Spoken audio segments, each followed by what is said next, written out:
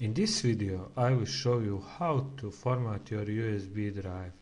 It's really simple and easy, just follow these steps.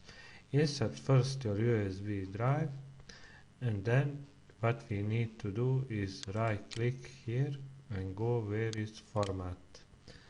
Here you have few options. I don't touch anything. If you ask me, you can name it whatever you want.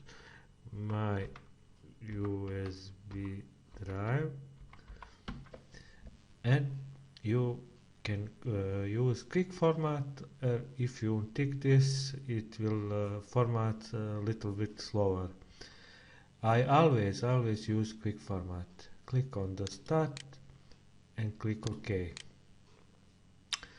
We will need to wait a little bit. After few seconds it's finished and you are done. Thanks for watching. Please like, share and subscribe.